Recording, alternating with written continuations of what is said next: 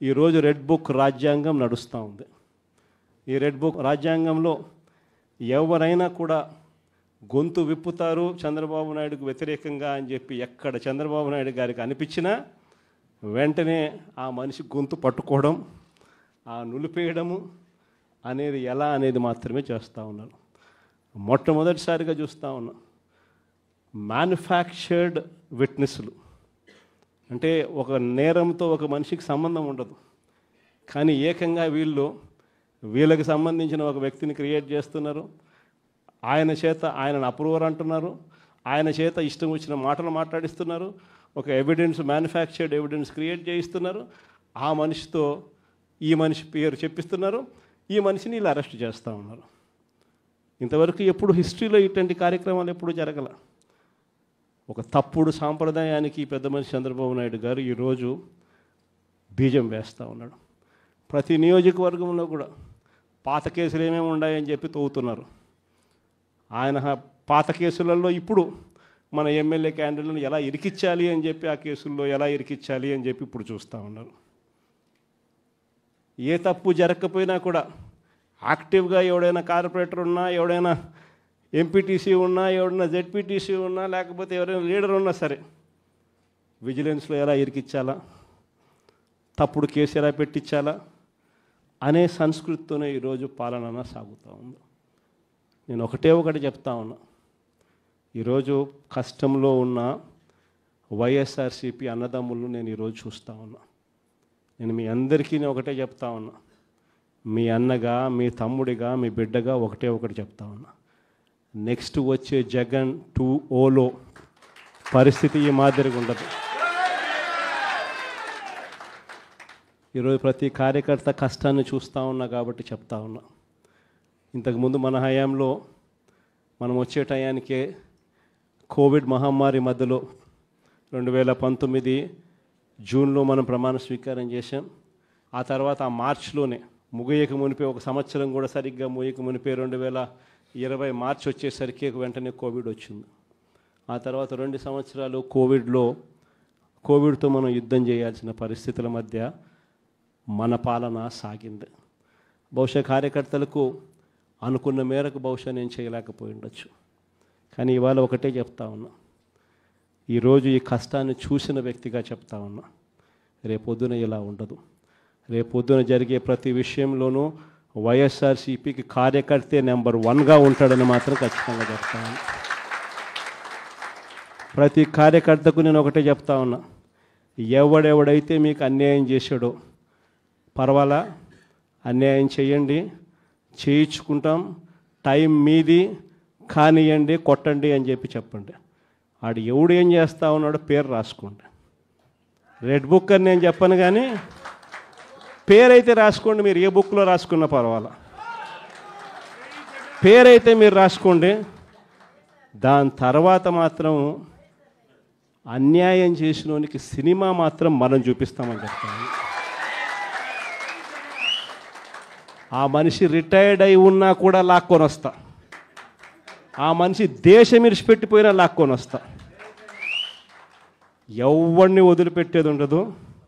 ఒక్కొక్కడికి మాత్రం సినిమా మాత్రం ఎలా చూపించానో అలా చూపిస్తామని మాత్రం చెప్తాను. ఖచ్చితంగా ఏదైతే నాటుతున్నారో, ఏదైతే ఇత్తుతున్నారో, ఇది రెండింతలు వీళ్ళకు పండే కార్యక్రమం కూడా జరుగుతుందని మాత్రం ప్రతి కార్యకర్తకు గట్టిగా చెప్పండి. ఎందుకనంటే ఈరోజు రాష్ట్ర వ్యాప్తంగా ఇదే జరుగుతూ ఉంది.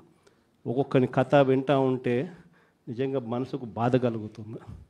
ఆ బాధ ఎలాంటి బాధ అంటే చెప్పలేం. అసలు మంగళగిరిలో ఒక పాపను, కృష్ణవేణి మంగళగిరి పాప, సోషల్ మీడియా పాప తీసుకొని పోయి, ఆడపాపను కూడా, ఆడకూతురని కూడా చూడుకోకుండా తీసుకొని పోయి హైదరాబాద్ నుంచి ఎత్తుకొని వచ్చి స్టేషన్లలో పెడతా ఉన్నారు. ఇంకొక పాప సుధారాణి, ఆ పాపను నెలలు ఈ స్టేషన్ నుంచి శ్రీకాకుళం నుంచి తిప్పినారు.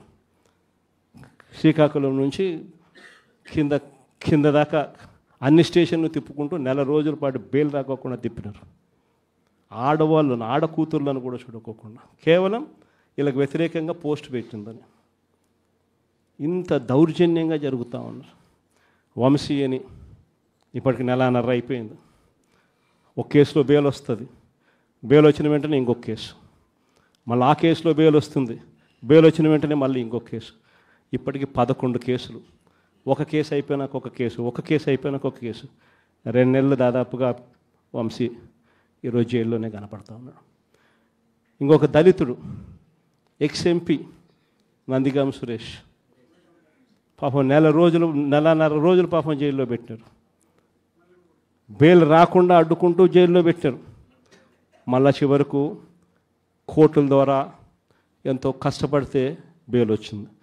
వచ్చిన తర్వాత మళ్ళా 3 నెలలు 4 నెలలు తిరగకపోతే మళ్ళీ ఈరోజు నిన్న మళ్ళా కేసు. వాళ్ళ ఇంటి దగ్గరికి ఒక వ్యక్తి వచ్చి దళితుడని కూడా చూడుకోకుండా ఆ మనిషిని ఈయనే తిడతాడు. ఎందుకు నన్ను తిడుతున్నావు అని చెప్పి ఈయన ప్రశ్నిస్తే ఈయన మీద కేసు పెట్టి జైల్లో పెడతా ఉన్న పరిస్థితి మొట్టమొదటిసారిగా ఇప్పుడు చూస్తూ ఉన్నాం. అది ఈరోజు ఇంత దారుణంగా ఈరోజు జరుగుతూ ఉంది. ఇలాంటి పాలన చూసిన తర్వాత చెప్తా ఉన్నా, ఆ బాధలో నుంచి చెప్తా ఉన్నా, ఏదైతే మీరు ఎత్తుతూ ఉన్నారో తప్పుడు సాంప్రదాయాన్ని నాటుతూ ఉన్నారు, తప్పుడు సాంప్రదాయాన్ని మీరు చాటుతూ ఉన్నారు. ఈ సాంప్రదాయం ఒక వృక్షం అవుతుంది. మీరు ఏదైతే ఇచ్చారో అది 2 ఇంతలు వెనక్కి తిరిగి మిమ్మల్ని తన్నే పరిస్థితిలోకి ఈ వ్యవస్థ తయారవుతుంది. నా 15,000 సంగతి ఏమిటి అని ఈ స్థాయి నుంచి పిల్లలు మొదలు పెడతారు.